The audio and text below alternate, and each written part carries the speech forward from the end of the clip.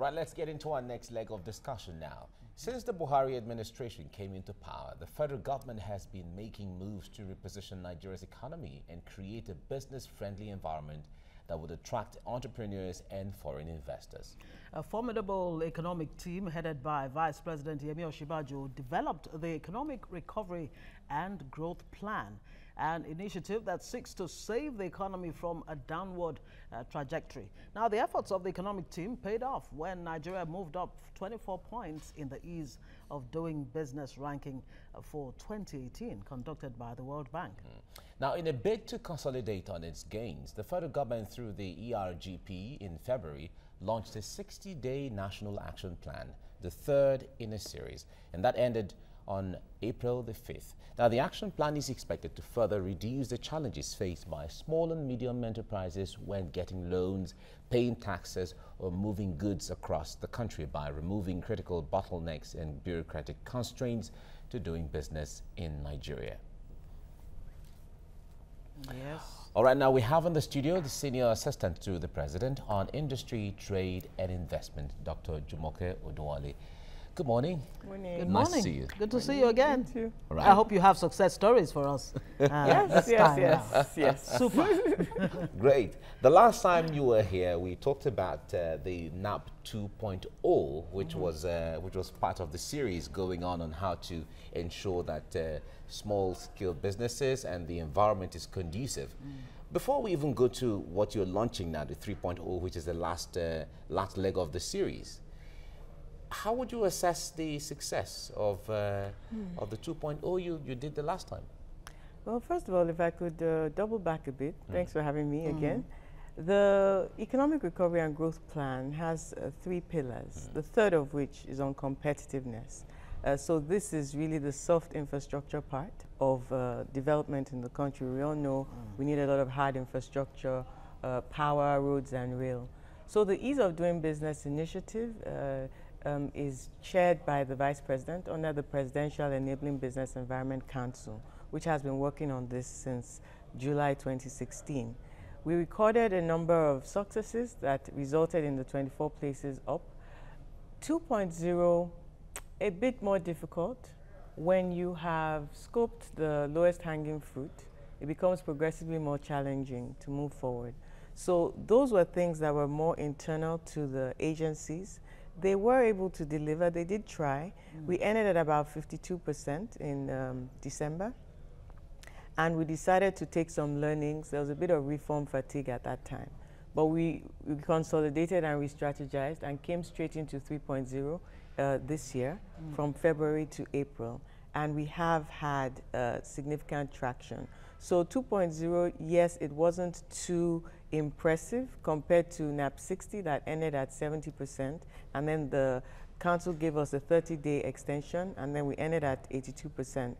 Okay, that's a good one. So what exactly were the challenges that made the 2.0 so tough to achieve? So 2.0, when you have something new, NAP 60, all the agencies work together. We had the executive order to underpin it. In the middle of 2.0, the rankings came out. So everybody's celebrating, and I'm trying to make sure that we don't lose focus, we don't lose track. Some things, some agencies starting to sort of unravel some of the reforms already that we had earlier, say April, May, June. So by the end of the year, some old habits creeping back. So it's a combination of those two things. And that's why we launched a website, a web-based application for feedback mechanism. The council approved it in November. So sustainability is key. That's why we had the executive order. And when we released the NAP 2.0 results in December, we also released a 6-month report on implementation of the executive order. And some of the agencies that were not as up to speed were shocked to see where they stood. And immediately we started getting calls and what can we do? And that has improved significantly. So with the challenges, I don't want to use the word failures of the 2.0, how are you able to build on that seemingly faulty foundation to achieve this traction in 3.0? Or is it that they're not related in any way? No. Okay. It's definitely related. Okay. I don't want to give the impression that it it totally was faulty. failed. Okay. And definitely not. Okay. I mean, 52% is a pass mark. Or it's above it's average. even, it shows the difficulty in change, in transformation. And then we looked at it that there was a bit of reform fatigue. The year was ending. And it was not a test case, but it was the beginning of a new reform cycle. And we knew that we were going to have the 3.0. Okay. This February to April period is really the reform crunch time. So we started early, basically. So we were not perturbed at all. We used it as a sort of a litmus test to see where we were and to deepen existing reforms. The agencies that did their work did quite a bit, and the others, 3.0, they've definitely had to retake whatever it was they were not able to achieve. All right, you talked about old habits coming back on to, you know, was part of the challenge for 2.0. But talk to us about the area of enforcement. When you come up with all of these things, how do you enforce to sustain what the reforms you're coming up with? So the executive order, it's really on transparency and efficiency to make sure that the way public and civil servants relate to private sector is deepened, is transformed, and is sustainable. So working on that, we've been benchmarking them. There's a monthly reporting mechanism. Servicom is also involved in this. We're trying to institutionalize, because I know if you don't ask me about sustainability, I'd be shocked. So these are some of the strategies. Yeah. We work with the agencies. It's not PEBEC, it's not the secretariat doing all this work. What we're doing is to help troubleshoot and to come alongside the agencies to make sure that, like a consultant outsider looking in at your systems, what it is like every other place. Sometimes you revert to how you used to do things, and you need to call it out. So we have mystery shopping, whistleblowing, we have the PEBEC.report app, and we really just need the support of the public to speak up when there's something that they know has been completed as a reform. Well, but that would depend largely on how much, you know, how much publicity, you know, is out there for them to actually take you up on that feedback mechanism. But let's look at the SMEs that you seem to be targeting now. Nigeria is made up largely of informal, I mean, business, you know, and all of that. The SMEs have a major challenge, or so many challenges, and I wonder how you're fixing those challenges in a way that you're able to achieve the vision that you have for NAP 3.0, especially access to credit, for example, and of course paying taxes, etc. How are you fixing that? You know, there's a stratification in the economy. We have micro businesses that are really, really informal. And then we have blue chip, higher level, even if they're SMEs, they're really very large. We are looking at the SME on the street, a systemic intervention, businesses that don't necessarily have access to power. They don't know the minister, they don't know the head of the agency, they don't know the presidency. We want them to be able to start their business, access credit, pay their taxes, their minority interest protected, have enforcement of contracts, you know, be able to litigate. Yeah. I should chip in, congratulations to Lagos State. They just launched their small claims court yesterday. Claims of 5 million and below. Yeah. These are kind of the reforms that we're tracking and that we're working with state and federal agencies to make sure we deliver for that intervention. That demographic needs all the support because they employ at least 80% of labor and they contribute at least 50% to GDP. So the intervention is for them. You mentioned a very good thing about communicating. We really try, that's why I'm here, to let them know that this is for you. The feedback mechanism, we have not gone so far aggressively and deliberately so in blowing up. The feedback mechanism has been on since November, but we haven't done a lot of publicity yet because we've been working very hard with the agencies themselves. It's a 72 timeline, hour timeline that we're promising, and the back end, you know, the technology is one thing, it's been working, but the back end, training the agencies, they have teams now, ICT, process mapping, when a ticket is raised, where does it go? So that's the support mechanism that we've been building robust, but right now we're actually ready to go. So by May, we're looking at the first anniversary of Executive Order 1. I'm letting the cat out of the bag. Okay. So, but yes, you deserve that. So. Okay. Talking great. about the informal sector. Now, the SMEs, certainly they are one of the most unstructured, and by being unstructured, there is inadequate data about them, inadequate information about them, who they are, what they do, where they are, and all of that. Now, that takes us back to the issue of publicity. Now, what is really being done? You say you're ready to go now, but Nigerians, apart from talking about this thing once, Nigerians would like to see a consistent publicity strategy in such a way that you are in touch with them, maybe with jingles and even with social media and all of that. Especially when you have a largely illiterate population that Yeah. makes up the majority of the informal sector. Yeah, so that's why I try to stratify the micro, maybe not so. The micro are not at the level of they're paying taxes, they're getting access to credit. So the informality of that segment is really huge, and there are other efforts. BOI has the Jeep program, there are other efforts, cash transfers for market women. That's a separate intervention. There's also the separate large corporates. So the SME demographic that we're looking at are not as informal as you would think, or not as, they're not disorganized. Okay. They are the people that are working, but they find it difficult to have all the requirements. Sometimes they have movable property as collateral, and banks want landed property, for instance. So we have a collateral registry for movable property, a national one that we had last year, instituted a law for that with the National Assembly. Those are the kinds of help they need. For paying taxes, they cannot absorb all the rigors of back and forth. So we're pushing online solutions. For starting a business, they don't want to have to travel to Abuja to incorporate a company. So we're pushing automation to simplify things and to reduce cost. So the whole initiative is about savings of cost, savings of time, and transparency, access to information. Larger corporates have enough bandwidth.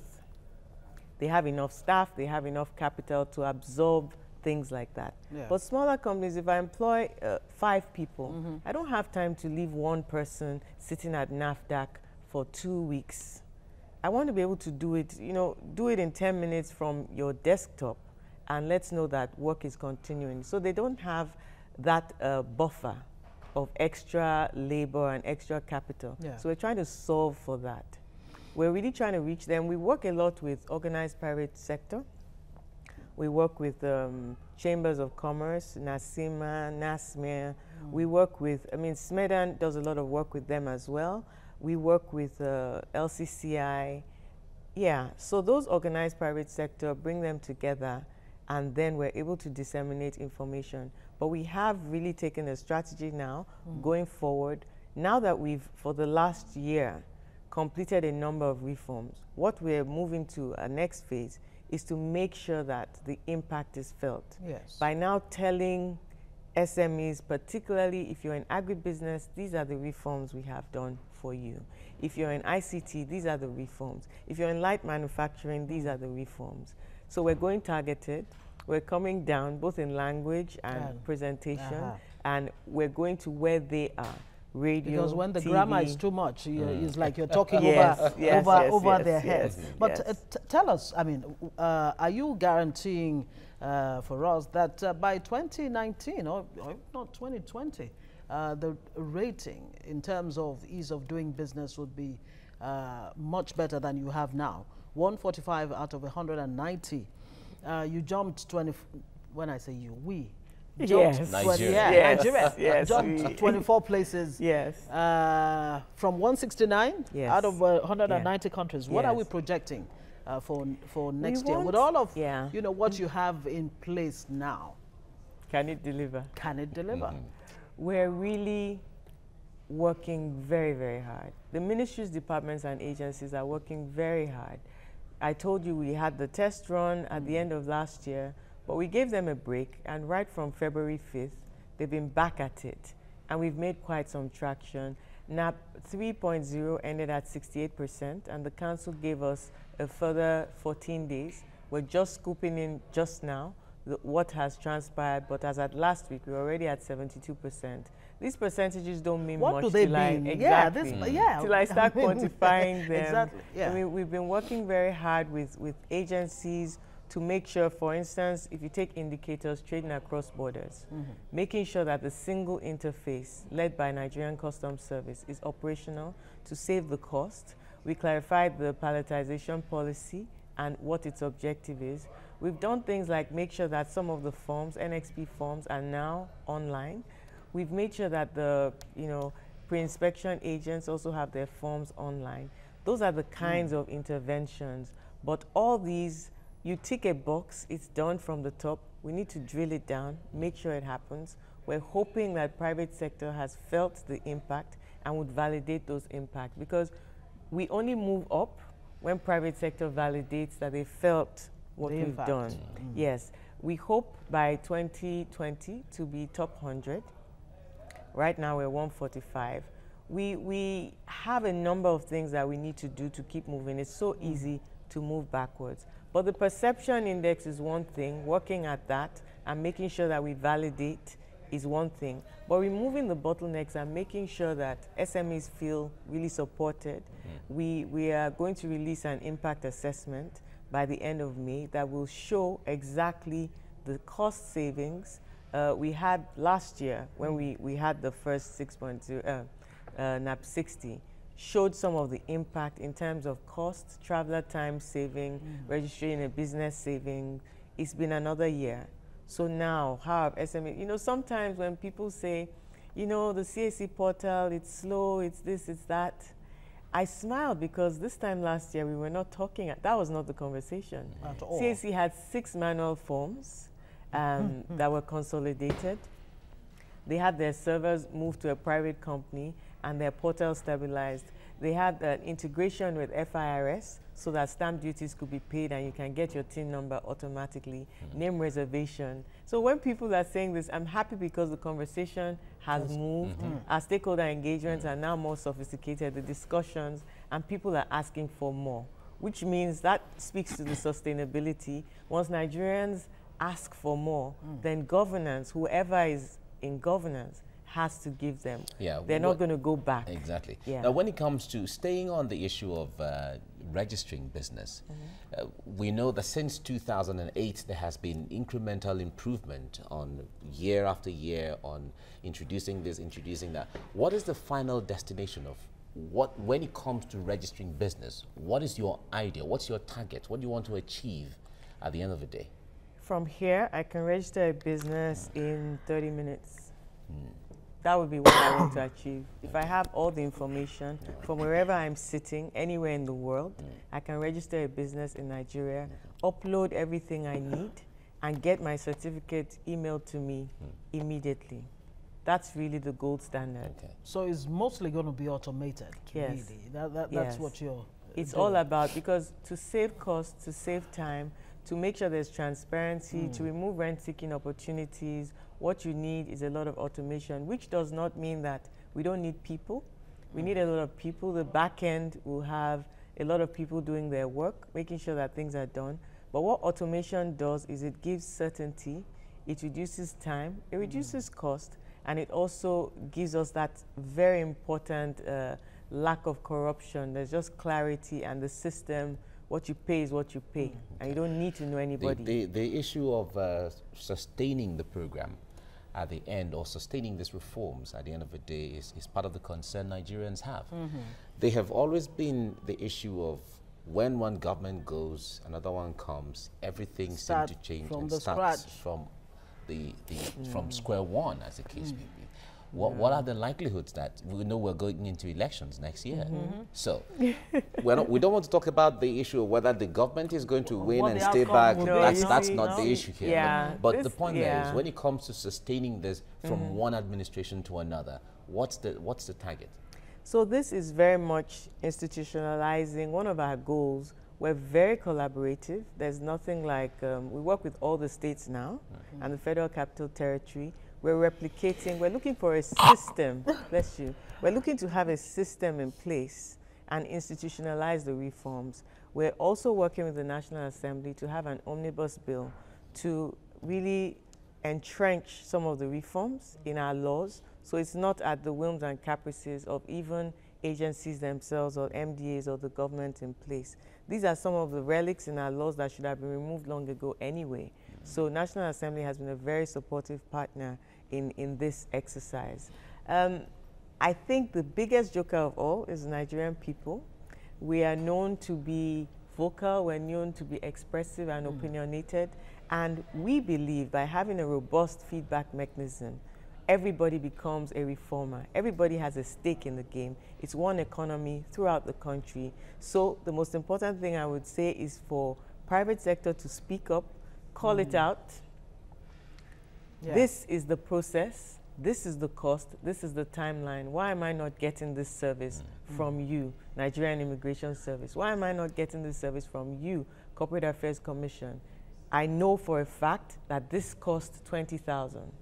I know for a fact that it takes 48 hours. I know for a fact that these are the 5 documents that I need. Why are you asking me for 7? I know for a fact that I don't need to have to come to your office. Why are you telling me to come back? That demand pool is what we're banking on to keep well, this. I hope by the end of our discussion, you'll be able to put out the platforms and all of that so that Nigerians can actually get know where they should go to get all the information or the feedback that they need to give you. With all the lofty plans that you have in place, and you're just fixing it and all of that, there's something very fundamental, which is power. Without power, how much traction really can you gain with the ease of doing business, for example?